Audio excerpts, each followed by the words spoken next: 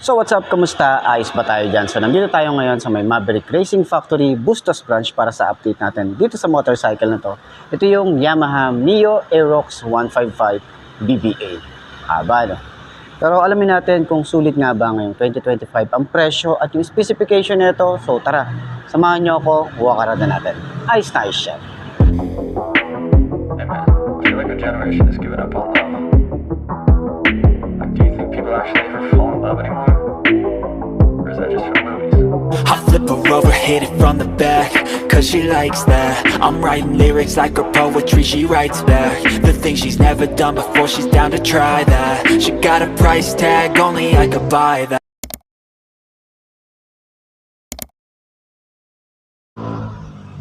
So ayun na nga, ngayong 2025, bago natin makita yung Mio Aerox Turbo, kung ilalabas man siya ngayong taon na to, no? Pero sana ilabas siya. Ayan, bigyan ko muna kayo ng update para dito sa mga nagtatanong kung magkano nga ba ngayong 2025 ang Yamaha Mio Aerox 155 BBA. So ito yung standard version, pero yung S version, papakita ko na lang din siguro sa inyo yung presyo niya. So tara, umpisa na natin, walk around na natin. Ay, siyan. So yun na nga, dito naman sa harap, naka blue core engine tayo rito, and then dito naman meron tayo rito maliit din na windshield. So tinatanggal nila yan, ikakabit lang yan kapag i-release na yung unit, okay? So meron tayo rito parang carbon fiber finish, ganda rin ng finish nito. Meron tayo rito brake lock, ayan, safety features din ng isang to. Meron tayong Yamaha emblem, maganda rin yung side na to. Then magaspang, parang carbon fiber finish yung datingan. Decals niya, minimalist lang. Meron tayong Mio, Aerox, Yamaha. Nakikita nyo ba? Ayan. So meron din tayong 155 BBA and then Mio Aerox na decals dyan. Ayan. Sa forma ng kanyang headlight, gusto ko talaga yung headlight na ito. Tapos, siguro mas maganda yung bagong Aerox na ilalabas. Pero, maporma pa rin talaga. Napaka-futuristic pa rin ng itsura na ito. Talagang ang lakas ng dating and brusco para sa akin yung isang to. So meron tayo ritong park light, naka-split type siya, and then LED na ito, parang carbon fiber finish. May mga sharp design din tayo rito. Signal light niya is naka-bulb type. Yung likod, ayan, nandito yung busina. Yung likod naman niya is naka-open. So dito naman, ang concern ko dito kapag napuputikan siya, ang hirap niyang linisin sa loob. Yun lang naman talaga yung ano natin, concern doon. So naka-telescopic fork, maganda rin yung kanyang front fender. May Yamaha nga pala tayo rito na sticker. And then yung ating extension, para siyang carbon fiber finish dito. Ganito yung itsura niya. Okay? So ito glossy and then magaspang yung dating. Okay? So dito naman yung size niya sa kanyang tires is 110/80 by 14. Tubeless na rin ang isang to. Maganda rin yung kanyang mugs.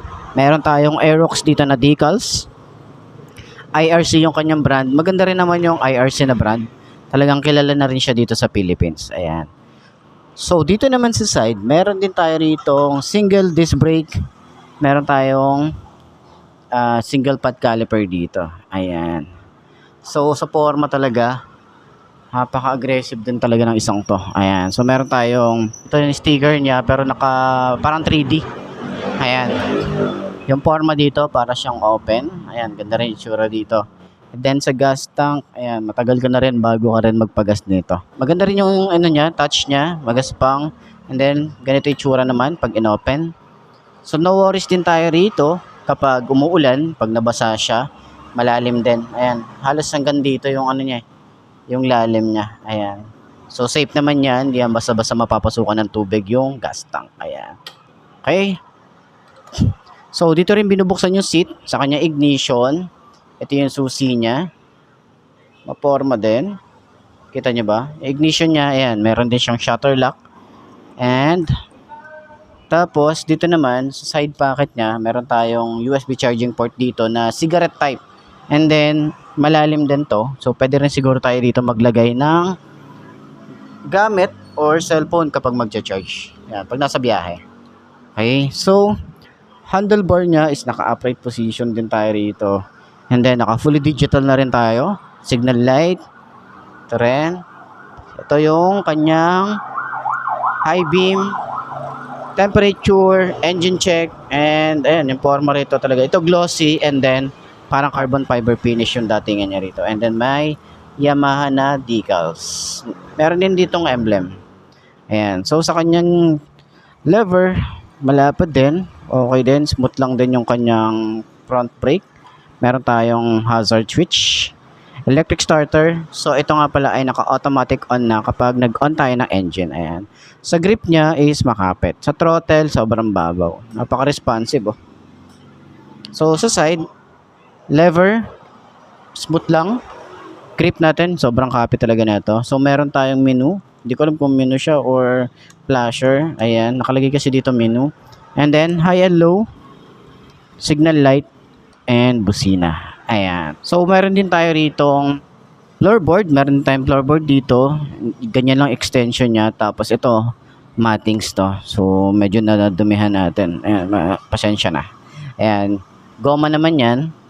Tapos, may mga nabibili din na mga accessories na nilalagay din dyan. Ayan. So, Mio Aerox. Meron tayong decals. Yung ating foot pegs. Ayan. Maganda rin yung forma. Meron din tayo ritong parang carbon fiber finish yung datingan or magaspang yung touch niya eh. Ayan. So naka-liquid cooled tayo rito, and then maganda pa rin yung design para sa kanyang cover. Ayan, ang bulkin tingnan. Sa ilalim naman, hindi siya masyadong madudumihan kasi meron na siyang harang na ganito. Oh. 'Di ba? Andito yung mga throttle body. Ayan, hindi siya basta-basta mapuputikan dun sa loob. Ayan.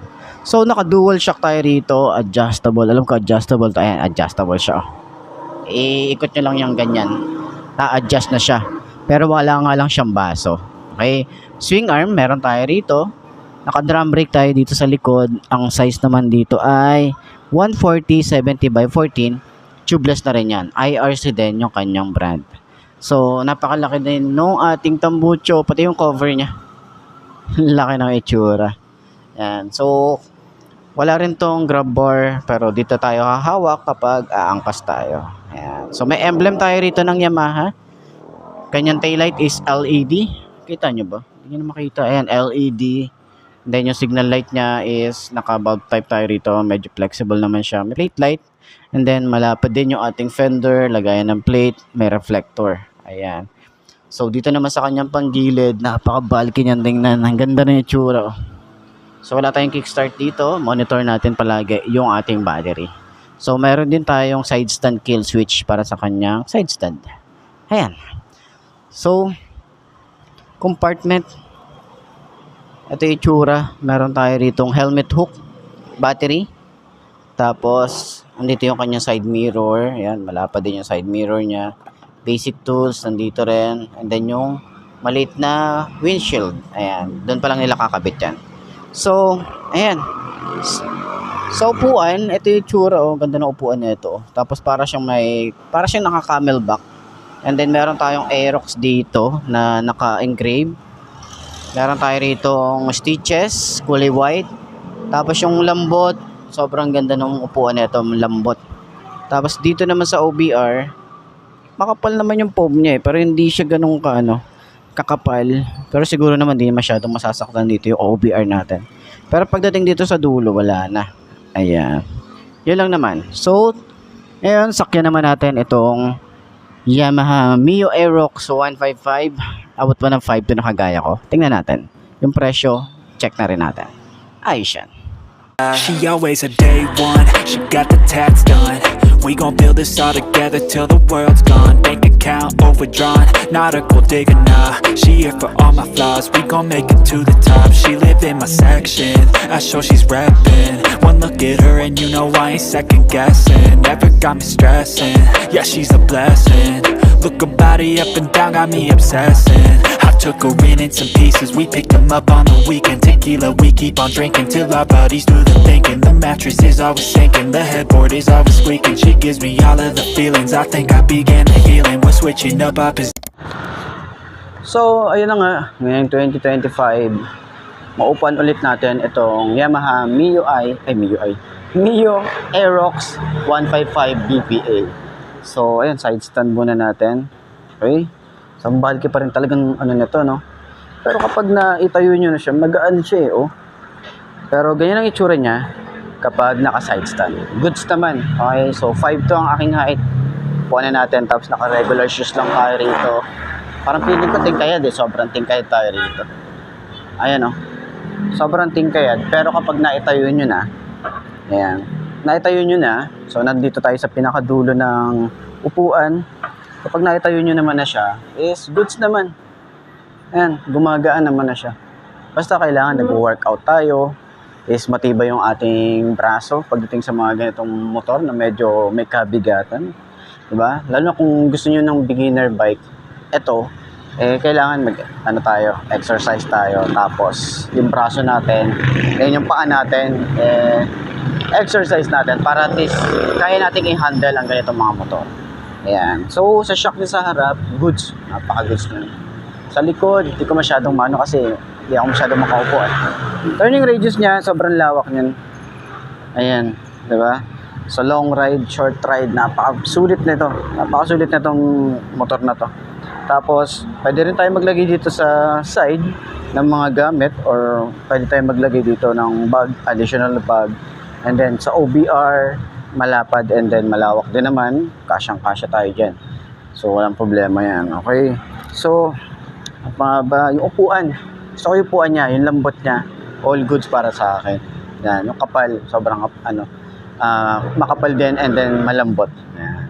So, ayan, para doon sa lahat ng mga kukuha ng ganitong motorcycle, ilalagay ko yung contact number ng Maverick Racing Factory Bustos Branch dun sa screen nyo para at least rekta na kayo sa kanila mag-inquire. Okay?